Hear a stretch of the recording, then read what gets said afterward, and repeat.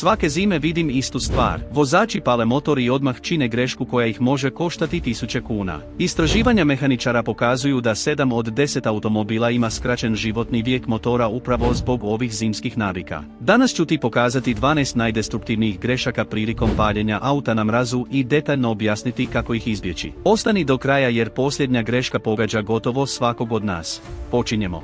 Greška broj 12. Uključivanje svih potrošača energije tijekom pokretanja. Vjerojatno vidiš ovo svaki dan. Netko sjedne u hladan automobil, upali motor i odmah uključi grijanje na maksimum, ventilator na punu snagu, grijanje stražnjeg stakla, sjedala, a ponekad još i radio na punu glasnoću. Problem? Akumulator na minusnoj temperaturi ima samo između 40 i 50% svoje normalne snage. Kada temperatura padne ispod nule, kemijske reakcije u akumulatoru se dramatično usporavaju. Pri minus 10 stupnjeva tvoj akumulator može dati maksimalno polovicu struje, a pokretanje motora zahtijeva ogromnu snagu, od 200 do 400 ampera. Ako dodaš još ventilator, svjetla, grijanje, akumulator jednostavno neće izdržati. Efekt? Pokretanje traje dulje. Motor se okreće sporije. Svječice imaju manje energije za stvaranje iskre. U najgorem slučaju motor uopće neće upaliti, a ti sjediš s praznim akumulatorom. Što napraviti ispravno? Prije paljenja isključi sve. Doslovno sve.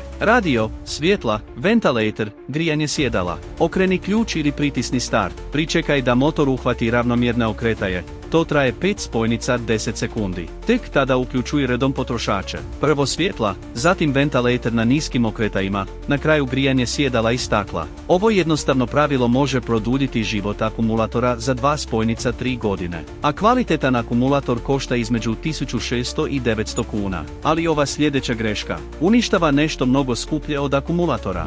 Greška broj 11. Agresivno dodavanje plina tijekom pokretanja hladnog motora. Ovu grešku viđam posebno često u starijim automobilima bez elektronike. Vozač okreće ključ i istovremeno gazi papučicu plina do poda. Misli da pomaže motoru. U stvarnosti ga ubija. U modernim automobilima s elektroničkim ubrizgavanjem računalo samo zna koliko goriva dati. Pritiskanje plina tijekom pokretanja samo zbunjuje sustav. Motor dobiva previše goriva, svječice se zalivaju benzinom, a ti sjediš s nezapaljenim motorom i smradom goriva. Ali pravi problem počinje kada motor konačno upali. Hladno ulje je gusto kao med, ne stiže svugdje gdje bi trebalo. Ležajevi radilice, bregaste osovine, podizači ventila, sve radi nekoliko sekundi nasuho. Sada dodaj tome visoke okretaje od pritiskanja plina. Metal trlja metal velikom brzinom bez zaštitnog sloja. Bregovi počinju gubiti sjaj. Ležajevi gube svoju savršeno glatku površinu. Nakon godine takve eksploatacije imaš mikroskopske ogrebotine na svim pomičnim dijelovima. Nakon 2 godine motor počinje kucati. Nakon 3, zamjena motora za 60 do 110 tisuća kuna.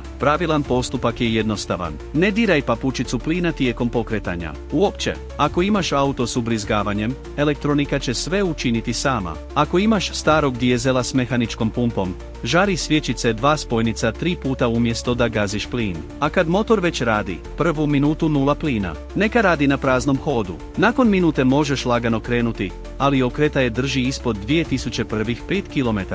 Jednostavna navika koja će ti uštedjeti bogatstvo. Ali čeka nas nešto još gore. Greška broj 10.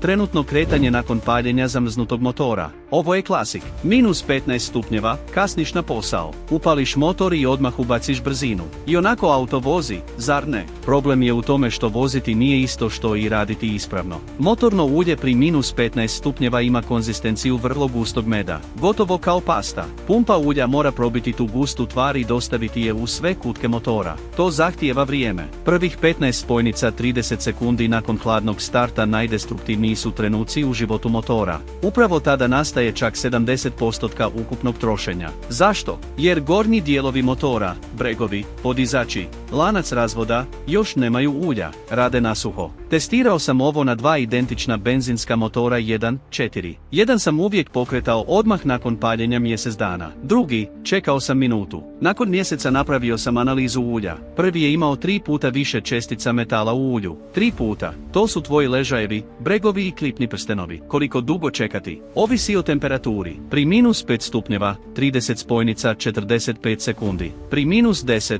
minuta. pri -20, minutu i pol. Ne moraš stajati i gledati u sat. Upali motor, zakopčaj pojaseve, podesi retrovizore, provjeri imaš li čista stakla. U tom vremenu motor će se stabilizirati. Zatim kreni, ali lagano. Nikakvih naglih ubrzanja prvih nekoliko kilometara. Razlika. Motor koji će preživjeti 300.000 km umjesto propadanja na 180. I sada pažnja, jer sljedeća greška potpuno proturječi onome što sam upravo rekao. Greška broj 9. Predugo zagrijavanje na mjestu. Odmah će netko reći, ali upravo si rekao da treba čekati. Da, rekao sam, ali čekati minutu, ne 15. A upravo sjedenje 15 minuta s uključenim motorom u dvorištu jednako je loša praksa kao i trenutno kretanje. Mnogi vozači imaju u glavi sliku iz 80-ih. Fiat 126P, Palones, stari Golfovi. Ta auta doista su trebala dugo zagrijavanje. Ali to je bila druga era. Drugi motori, druga ulja, druge tehnologije. Suvremeni motori, posebno turbo, moraju se kretati da bi se pravilno zagrijali. Na mjestu temperatura rashladne tekućine polako raste, ali ulje ostaje relativno hladno. A to je ubojita kombinacija, vruć motor i hladno, gusto ulje. Zašto to šteti? Prvo, potrošnja goriva. Motor na mjestu 15 minuta potroši oko pola litre benzina. Godišnje to može biti 130 do 200 kuna bačenih u ispuhaje. Drugo, emisija. Hladan motor proizvodi čak 10 puta više štetnih tvari. Tvoj automobil truje zrak kao tvornica, a ti stojiš i čekaš. Treće, trošenje motora. Testirao sam ovo na dva identična auta s dizelašem 2.0. Jedan sam zagrijavao 15 minuta na mjestu svakog jutra 2 mjeseca zime. Drugi, minuta na mjestu, zatim lagana vožnja. Nakon zime napravio sam analizu ulja u oba motora. Onaj zagrijan dugo na mjestu imao je 35% više tragova trošenja. Pravilan način, maksimalno minuta na mjestu. Zatim kreni i vozi normalno, ali bez forsiranja motora. Drži okretaje ispod 2500, izbjegavaj puni plin. Prvih 5 km zagrijavanje u vožnji. Motor će se zagrijati brže, ravnomjernije i zdravije. Osjećaš kako ovo počinje imati smisla, ali još nisi vidio najgore. Greška broj 8. Zalajvanje svječica višestrukim pokušajima pokretanja. Situaciju zna svatko. -12 stupnjeva, ujutro na posao, okrećeš ključ, motor se muči, ali ne upali. Što radiš? Pokušavaš ponovno. I ponovno. I još jednom. Nakon 5. pokušaja već osjećaš smrad benzina. Prekasno, zalio si svječice. Problem je u tome što pri svakom pokušaju pokretanja mlaznice ubrizgavaju gorivo u komore izgaranja. Ako motor ne upali, gorivo se skuplja na svječicama. Mokra svječica ne proizvodi iskru. Bez iskre nema paljenja. Imaš začarani krug. Vidio sam stotine slučajeva. Vozač pokušava 10-15 puta. Akumulator slabi. Svječice potpuno zalajvene. Na kraju ni motor ne upali, ni akumulatora nema. Što se događa unutra? Previše goriva dospijeva i u motorno ulje kroz klipne prstenove. Ulje razrijeđeno benzinom gubi svoja svojstva. Prestaje podmazivati. Već sljedeći put kada pališ motor, radi na gorem ulju. Pravilan postupak je drugačiji. Ako motor ne upali nakon 2 pokušaja, prestani. Pričekaj minutu. Lagano pritisnuvši papučicu plina do pola, ne do kraja, pokušaj ponovno, to će pomoći prozračiti komore. Ako i dalje ne radi, odustani. Pozovi pomoć ili napuni akumulator. 5., 6. pokušaj ionako ništa neće dati, a zalajvene svječice morat će se sušiti sat vremena. Još bolje, spriječi. Ako tvoj auto ima problema s paljenjem na mrazu, provjeri akumulator prije zime. Slab akumulator glavni je uzrok problema s pokretanjem. Zamjena 600 do 800 kuna vs šlep i mehaničar 800 do 1000 kuna. Jednostavna matematika. Ali znaš što je još gore? Ono što ljudi rade s gorivom.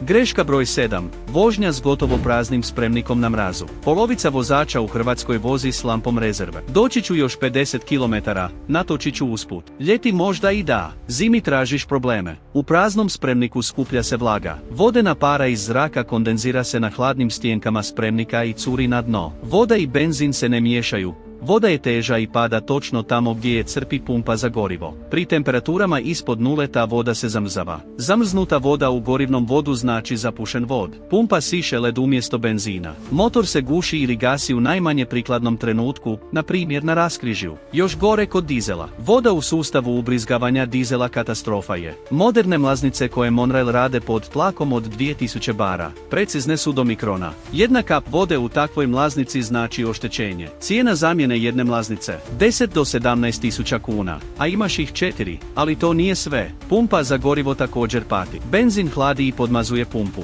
Kad voziš na rezervi, pumpa siše zrak, pregrijava se i brže se troši. Zamjena pumpe još 4 do 8 tisuća kuna. Što učiniti? Zimi ne vozi sa spremnikom ispod 1/3. Kad pokazivač padne do polovice, točiti. To je jednostavna navika koja ti može uštedjeti tisuće kuna. Dodatno, svaka 2-3 punjenja dodaj pripravak za odvlaživanje goriva. Košta 100 do 150 kuna. A veže vodu i spaljuje je zajedno s gorivom. Najbolja investicija za 150 kuna koju možeš napraviti zimi. A sada prelazimo na greške koje se odnose na ono što radiš nakon paljenja.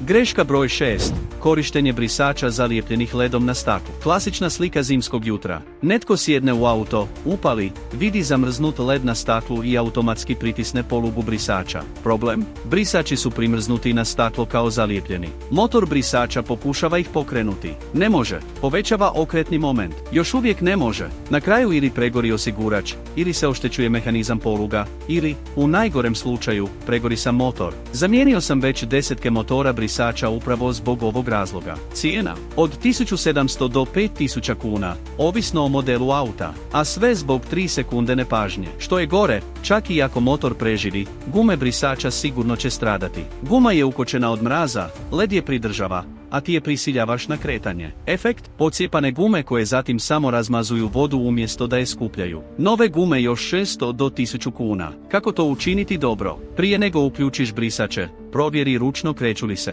Podigne ih lagano. Ako su primrznuti, ostavi ih. Uključi ventilator na maksimum na prednje staklo. Uključi grijanje stražnjeg stakla. Pričekaj 3 spojnica 4 minute. Još bolji način. Navečer, prije nego ostaviš auto, podigni brisače prema gore. Da, izgledaju kao kunićevi uši. Susjedi će se čudno gledati. Ali ujutro ćeš uštedjeti 5 minuta i izbjeći rizik oštećenja. I apsolutno nikad ne polijevaj zamrznuto staklo vrućom vodom. Vidio sam previše pucala stakla zbog tog pametnog trika. Temperaturna razlika uzrokuje pucanje stakla. Novo prednje staklo 6 do 15.000 kuna plus montaža. Ali pažnja, sljedeća greška još je skuplja. Greška broj 5.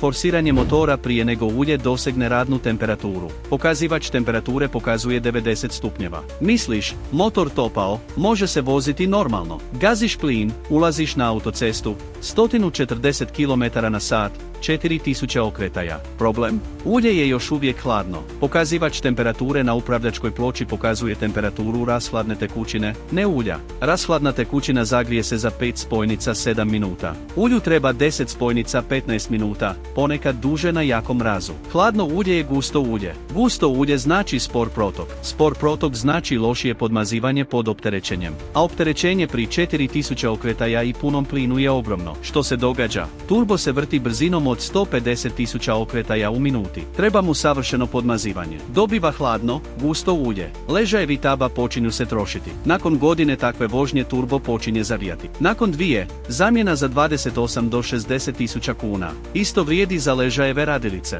Pod velikim opterećenjem i s nedovoljnim podmazivanjem stvaraju se mikroskopske ogrebotine. S vremenom ležajevi se izbijaju, osovina ima zezar, motor počinje kucati. Kako znati da je ulje toplo? Neki automobili imaju pokazivač temperature ulja. To je jednostavno. Ako nemaš, koristi pravilo. Temperatura tekućine 90 stupnjeva plus još 5 minuta mirne vožnje. Tek tada možeš povećavati okretaje. Jednostavno pravilo. Prvih 10 minuta nakon paljenja, maksimalno 3000 okretaja. Zatim možeš normalno. I sada nešto o čemu gotovo nitko ne razmišlja.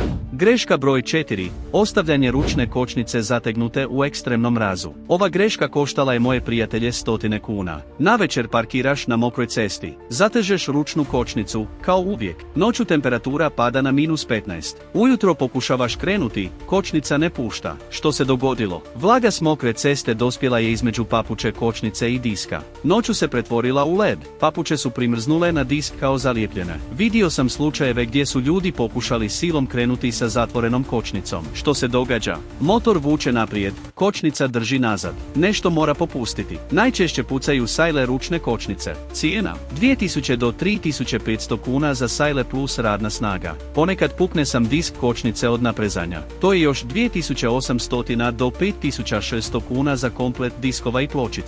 U najgorem slučaju oštećuješ ležajeve kotača ili pregrejaveš kočnice do te mjere da kočiona tekućina počinje kipiti. Tada gubiš kočnice, a to je već prijetnja životu. Što učiniti? Pri temperaturama ispod -10 stupnjeva ne koristi ručnu kočnicu. Ostavi automobil u brzini. Ako imaš automat, umetni parking. Moderni automatski mjenjači imaju mehaničku blokadu u transmisiji. To je dovoljno. Ako imaš ručni mjenjač, ubaci prvu brzinu na ravnom terenu. Vožnju unatrag ako parkiraš pod brdo, ima veći prijenosni omjer, jače drži. Jedina iznimka je strma uzbrdica. Tada moraš koristiti ručnu kočnicu. Ali sljedećeg jutra, prije nego počneš voziti, pokušaj lagano trznuti autom. Ako kočnica ne pušta, ne forsiraj. Upali motor, pričekaj nekoliko minuta. Ispušni plinovi će zagrijati stražnje kotače i otopiti led. Možeš također lagano poći naprijed i unatrag, ponekad to je dovoljno da led pukne. Ali sada pažnja. Sljedeće 3 greške izravno se odnose na tvoju sigurnost.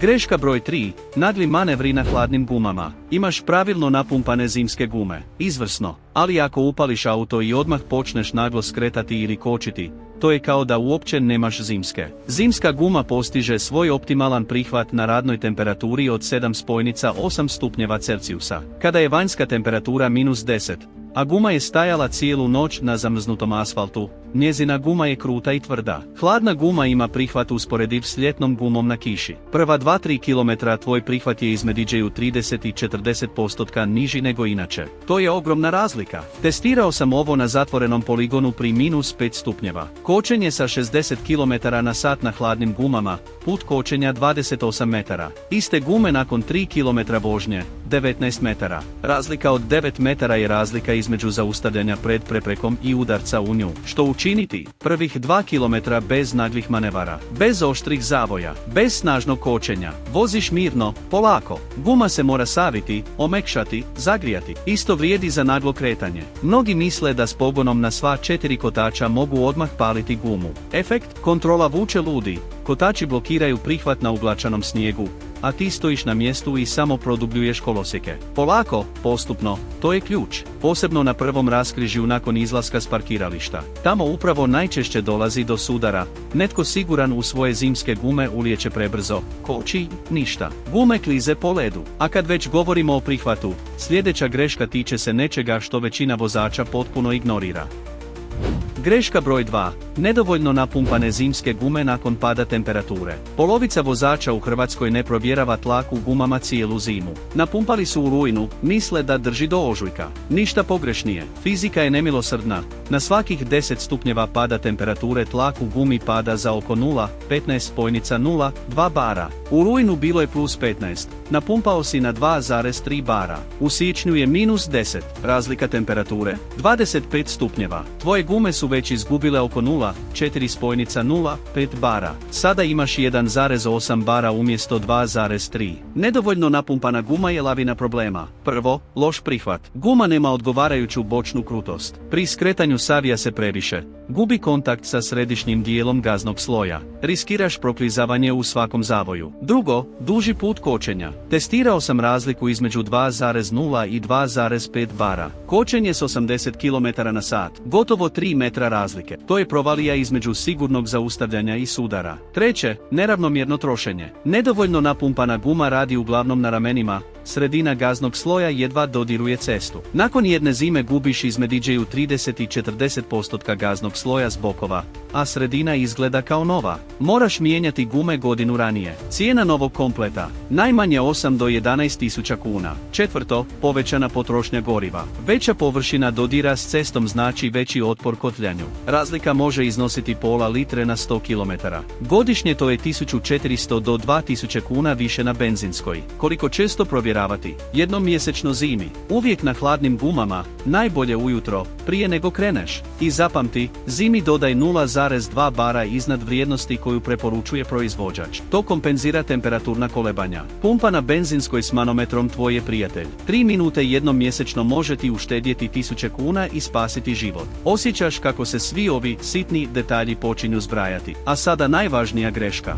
Greška broj 1. Nedostatak poštovanja prema zimskim uvjetima. Ovo je greška broj 1 jer sve ostale proizlaze upravo iz ovoga. Nedostatak odgovarajućeg odgovarajućeg mentalnog stava, nedostatak poštovanja prema zimi. Vozim kao uvijek, imam dobar auto, imam ABS i ESP, ništa mi ne prijeti, poznajem ovu cestu napamet. Drugi sporo voze jer ne znaju, čuo sam sve to stotine puta. I vidio sam stotine automobila u jarcima, na stupovima, u ogradama. Problem je u tome što se zimi sve mijenja. Put kočenja na ledu čak je 10 puta duži nego na suhom asfaltu. Čak i najbolji sigurnosni sustavi imaju svoje granice fizike. ABS neće skratiti put kočenja, samo će ti omogućiti da skrećeš tijekom kočenja. ESP neće uhvatiti auto koje vozi 80 km/h na zaleđenom zavoju. Vodio sam obuke zimske vožnje za iskusne vozače. Ljude s 20-30 godina za volanom. Znaš što sam vidio? Kako gube kontrolu nad autom pri 30 km/h na zaleđenoj površini. Pri 30, to je brzina naselja. Led ne oprašta greške. Mokri snijeg ne oprašta nedostatak koncentracije. Zaleđena kolotraga ne daje drugu priliku. Što učiniti? Promijeni način razmišljanja. Zimi si gost na cesti, ne gospodar. Cesta diktira uvjete, ne ti. Vozi između 20 i 30% sporije nego ljeti na istoj cesti. Povećaj razmak do vozila ispred trostruko. Umjesto 2 sekunde, 6 sekundi. Planiraj svaki manevar s velikim predviđanjem i izbjegavaj nagle pokrete volanom. Pretpostavi najgore, ta suha cesta može biti crni led. Ako vidiš nešto čudno na cesti, uspori. Ne vjeruj prividu, mokra cesta pri 0 stupnjeva je led, ne voda. Najbolji vozači zimi nisu oni koji najbrže voze. To su oni koji se vraćaju kući sigurno, svaki dan, kroz cijelu zimu. Svake zime vidim istu stvar. Vozači pale motor i odmah čine grešku koja ih može koštati 1000 kuna. Istraživanja mehaničara pokazuju da 7 od 10 automobila ima skraćen životni vijek motora upravo zbog ovih zimskih navika. Danas ću ti pokazati 12 najdestruktivnijih grešaka prilikom paljenja auta na mrazu i detaljno objasniti kako ih izbjeći. Ostani do kraja jer posljednja greška pogađa gotovo svakog od nas. Počinjemo.